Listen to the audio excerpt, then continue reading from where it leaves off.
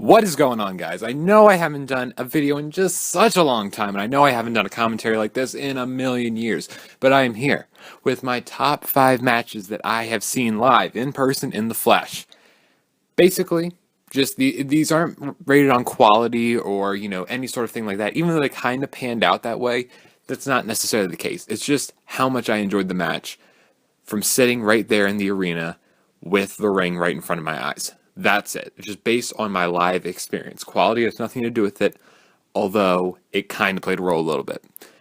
Anyway, coming in at number 5, we have Dolph Ziggler versus Bad News Barrett from the June 23rd, 2014 edition of Monday Night Raw. This is the most recent match on this countdown. It's the most recent show I went to. To be honest, Raws in the summer, sometimes they hit their high points, they hit their low points. Fortunately for me, I attended this Raw, and this Raw was actually really, really good. Aside from Bad News Barrett and Dolph Ziggler, you had the whole thing with Vicky Guerrero and Stephanie, which was very entertaining. And you also had some very fun matches on there too. So this is a very great Raw, but this really stood out and this was the highlight. This match was absolutely awesome. I loved every second of this match. It was fantastic. The crowd was totally into both guys, and they really wanted Dolph Ziggler to go over. And I even wore my Dolph Ziggler shirt that night. And I just thought, man, I really hope he's in a match tonight. And I was it totally blew my expectations. I was so happy to see him in the IC title match. But then again, the match went on for what? Probably like, I don't know, 18 minutes maybe? That's just my rough guess. But it was a great match regardless. Definitely one of the better matches for the IC title in the 21st century. Coming at number 4, we have Chris Jericho versus John Cena from SummerSlam 2005. Now, at this point, Chris Jericho was a heel, and this is really my first time experiencing heel Jericho when I established him as my favorite wrestler. I was watching WWE around late 2002, and that's when I started watching, and at that point, Chris Jericho was still a heel, but he wasn't my favorite wrestler. Chris Jericho became my favorite wrestler around, I would say, fall of 2003, early 2004, which is when he kind of started, peering towards the face turn. So really, Chris Jericho was very popular among most of the fans, and honestly, going into SummerSlam, I thought I was going to be in the minority because I was going to be cheering Jericho. I didn't care how popular Cena was. I was going to cheer my favorite wrestler, Chris Jericho. And I was totally blown away by those "Let's go Cena, let's go Jericho" chants. I did not think the crowd would be as split as they were. Honestly, the match was great. It's actually an underrated gem for both guys, I would say. It's one of the better title matches at SummerSlam, in my opinion, and one of the better SummerSlam matches of the 2000s. Honestly, though, this match was very, very good, but just the back and forth crowd chants really blew me away. And I kind of knew, I don't want to brag or anything, but I was a smart 8-year-old at this point. I wasn't, quote unquote, a smark or anything like that. I just kind of knew things about wrestling that I don't think a lot of other people knew, or at least that's how I pictured it in my mind.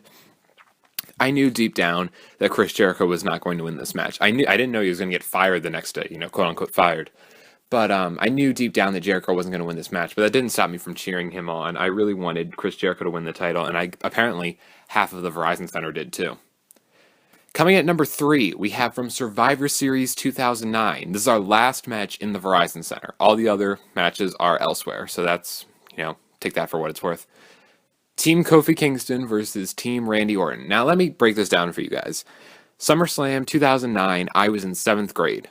Now, we all go through awkward times in middle school, and in middle school, I was probably as smarky as any smark has ever been. I hated John Cena, I hated, the product, and I never said PG was the problem, I never went that low, but I was so, so negative, and this match made me, it was almost kind of like a born-again fan, you know what I mean? Like, I matured after this match. That's what I did. I became a fan of Kofi Kingston, and that's why I support Kofi Kingston so much. It's because of this match.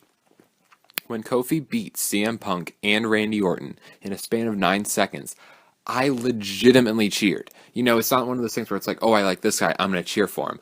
I really went into this match having no expectations, really, because, again, 7th grade smark, that's how I was.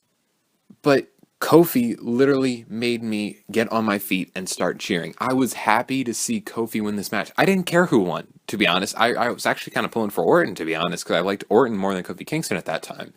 But Kofi winning really kind of just, I don't know, it just snapped something in me, and I just became a different type of fan. It was from there where I kind of had a better outlook on wrestling. Between like 6th and 7th grade, I was kind of like, WWE has a lot of problems. And I'm not saying WWE does not have any problems now, because trust me, they do. However, I think this match, I know this sounds totally stupid. I know it sounds crazy, but like this match almost helped me become a better fan. I don't even know how that's possible. But, I'm not like a immature smart now. I'm a more mature smart fan. But whatever, I'm just rambling at this point. But yeah, this match was, I mean, it was a great Classic Survivor Series match. It's a really, really good match. I like watch it on DVD and stuff like that. But Kofi winning, beating two world champions in 9 seconds was absolutely amazing and legitimately made the crowd crazy. So for that, I got to give this match the nod. Coming in at number 2, we have from WrestleMania 29, CM Punk versus The Undertaker. Now, WrestleMania 29 was the first WrestleMania I ever went to. I lost my WrestleMania virginity in the Meadowlands. Now, here's the thing. This was obviously going to be the match of the night.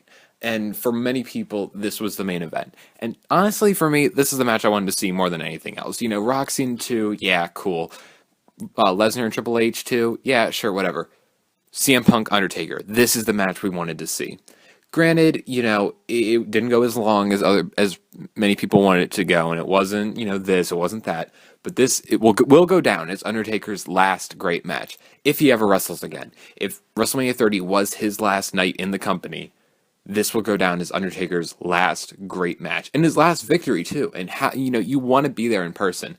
And one of the craziest things was, I remember vividly that time when CM Punk gives Taker the GTS, Taker no sells, and then gives the tombstone to Punk. How many times since WrestleMania 25 have we seen someone kick out of a tombstone? We've seen it a bunch of times. But still, at that very moment when CM Punk kicked out, I got that feeling of, that feeling again when Shawn Michaels did it back at WrestleMania 25. CM Punk really made this match for me. I don't know, he's done a lot of things that other people had done against The Undertaker, but it felt different and it felt new. I mean, granted, CM Punk did an elbow from the top rope onto the announce table. We saw that 2 years earlier, a very similar move. I mean, Michaels did a moonsault, but same thing, really. Someone died from the top rope onto the table. We've seen that before, but to me, it felt different and it felt new. Undertaker, yes, he pulled his weight too, but I think CM Punk really made the match great. And my favorite moment of the match, and it will always be my favorite moment of the match, is when Punk had him in the Anaconda Vice, and then Taker just sat up and looked at Punk. You can't, not an ordinary person can do that and get that big of a reaction. Not just from me, but from it was 80,000 people in MetLife. Jesus Christ. 80,000 people screamed when Undertaker just looked up and just looked right in CM Punk's eyes and made that face of, you done screwed up, boy. He made that face, and just people went ballistic, and that will always stand out to me. This match was absolutely amazing. Looking back on it, watching it from a pay-per-view perspective, it's a great match. Undertaker's last great match, obviously. But, you can't, two normal wrestlers cannot draw as big as a reaction that they did from the crowd. It's not possible. These two guys are that are very special, and I'm very glad I got to see both of them live. Coming in at number one, we have, obviously, how could it be any other match? Daniel Bryan versus Triple H, WrestleMania 30. Now, obviously, I could have put, the triple threat from WrestleMania 30 on here, or I could have cheated and just combined both matches. But honestly, the reason I put this match over the triple threat is this was the match I knew we needed to see. Back in mid 2013 and fall of 2013, I knew Daniel Bryan and Triple H, that's got to be your WrestleMania match. I don't care how it's done, that's got to be your WrestleMania match. And then I heard the plans that it was going to be CM Punk and Triple H. I'm like, that makes some sense, but why are they just throwing Daniel Bryan out of this? Daniel Bryan was the main target of the Authority. Bada bing, bada boom, CM Punk walks out of the company, and we get the match that I always wanted. I always wanted to see Daniel Bryan and Triple H. That was just the match that needed to happen. That promo before the match, one of my favorite match promos of all time. We all know how great WWE's production team is to make those amazing ass promos. Those things are incredible.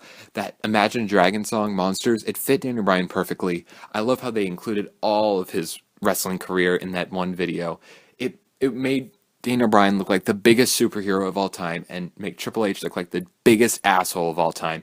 It was perfect. The build-up to this match was perfect. I vividly remember I was in the Superdome watching the promo on the Tron. And I just remember thinking, as soon as that music started playing, I'm like, he's winning the world championship tonight. And I was dead set on that. There was no way that main event was going to go any other way. Daniel Bryan was winning the world title. I just remember seeing it in that promo. I just thought he's definitely winning. There's no possible way he's not. And this match blew me away. To be honest, I didn't know how far they were going to go with this match because, they want to protect Daniel Bryan to make sure he's safe for the main event. And obviously they were going to do that injury angle. I saw that one coming, but again, I'm not complaining about it. But this match went, 25, 30 minutes? This match was phenomenal. I love this match. I watched it from a pay-per-view standpoint, and just like Taker and CM Punk, it holds up. It's a great match. I didn't just ride off my adrenaline for wanting to see Daniel Bryan win matches. No, this match was amazing. And for all the shit Triple H gets, he really showed how great of a wrestler he truly can be. And you know what? This match also kind of holds a special place in my heart because all the Triple H haters, they bowed down because Triple H jobbed in the opener of WrestleMania 30. How often do you hear that? You probably never thought you were going to hear that. Triple H losing in the opener of WrestleMania 30? Yeah, you'd never think you'd see that. But no, it happened. And Daniel Bryan winning was such a great moment. I remember when he hit that knee, everyone, and I mean everyone in the Superdome just jumped for joy. And I mean, his world title win, don't get me wrong, was the best moment of the night. But as far as matches go, this was the match I wanted to see, and this is the match I was dying to see. And when I saw it, it was great, and I loved it. The triple threat main event was fun too. Don't get me wrong. You can even just say this is the honorary number 1 too, or like 1A is Triple H versus Daniel Bryan, and 1B is the triple threat. But honestly, if I had to pick one, I'd pick Daniel Bryan and Triple H because this is the match. This is what I knew we had to see. And going into WrestleMania 30 season, I thought, that is your WrestleMania match. Daniel Bryan, Triple H. That's what this company needs. And they did it. And granted, there were some outside sources, cough, cough, CM Punk. But you know what? It doesn't matter. That's totally irrelevant at this point. This is the match I wanted, and this is the match I got.